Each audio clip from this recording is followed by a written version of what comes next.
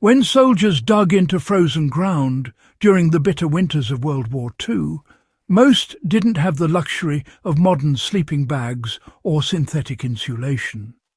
They were often cold, hungry, and soaked to the bone, yet somehow managed to sleep through nights that would have killed an untrained camper.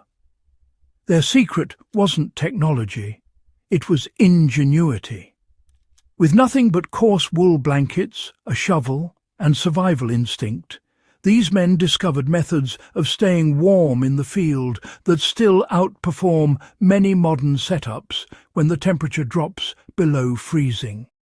And if you've ever camped in snow or struggled to keep warm outdoors, understanding these wartime blanket hacks will change the way you think about cold weather survival.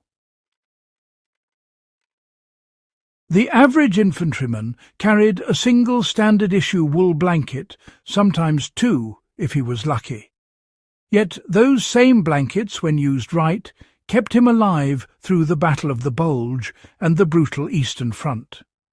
The trick wasn't the blanket itself, it was how it was used. Wool worked because it handled moisture and body heat intelligently. Wool behaves differently from any modern synthetic fibre. Each strand naturally repels water while still absorbing vapour from sweat. That means when a soldier wrapped himself in a wool layer, it didn't trap dampness next to his skin. It moved it outward. Even when the outer surface was wet, the inner fibres stayed warm.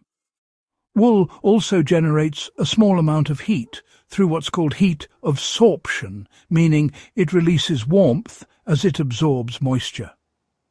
Soldiers learned that the same property that made wet wool seem warm to the touch was their hidden edge in freezing weather. But the real mastery came in how they layered it. The blanket alone wasn't enough.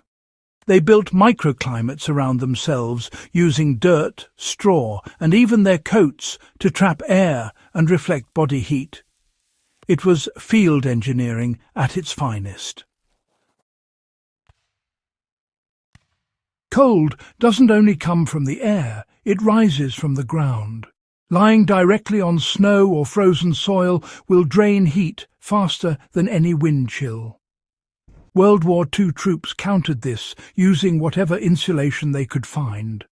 Pine boughs, straw, or even a few inches of scraped earth became lifesavers.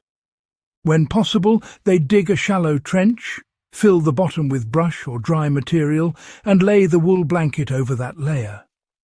This prevented conductive heat loss, keeping the body's warmth from being pulled into the ground. In wet conditions, soldiers used a dry barrier trick.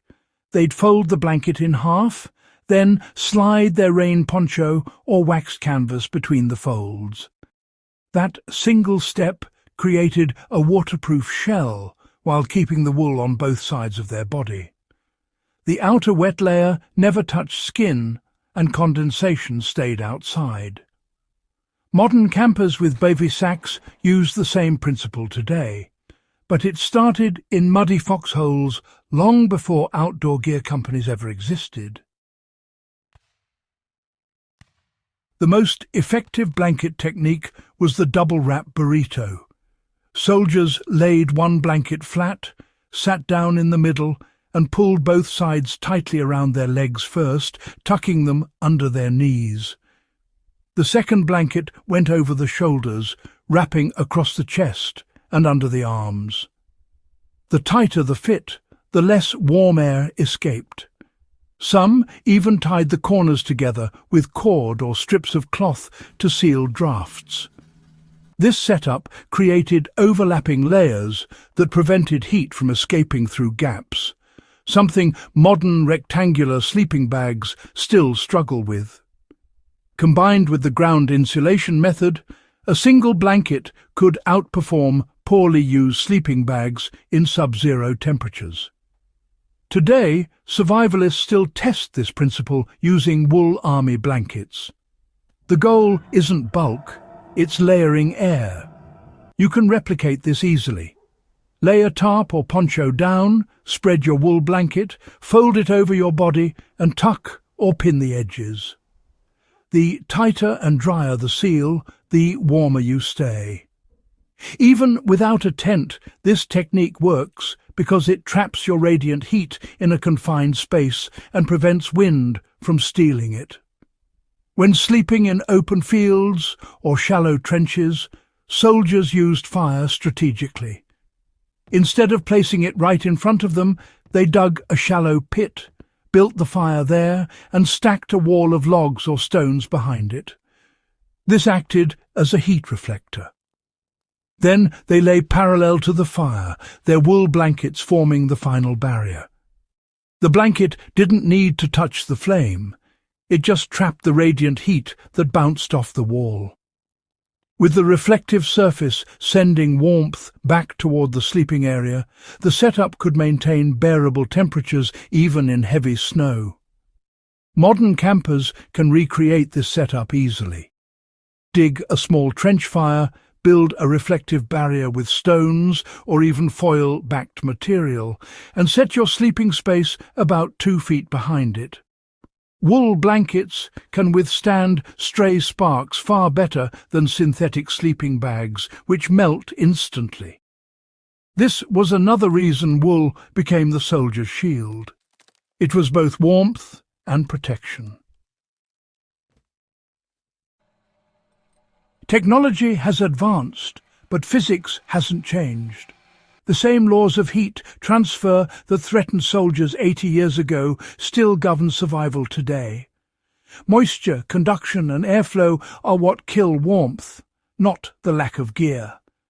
The WWII blanket methods solved all three without electricity or plastic insulation. The lesson is simple.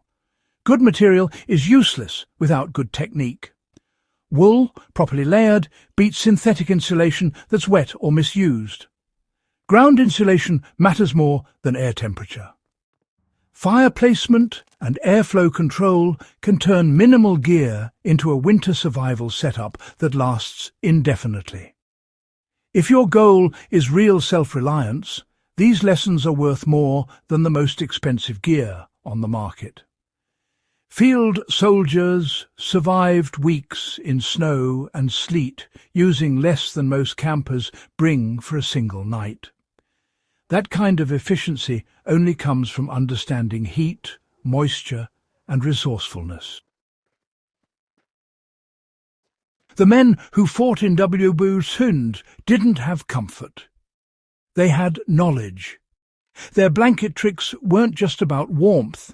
They were about endurance, adaptation, and respect for the elements. Whether you're a history enthusiast or a survivalist, these lessons still hold their weight in the cold.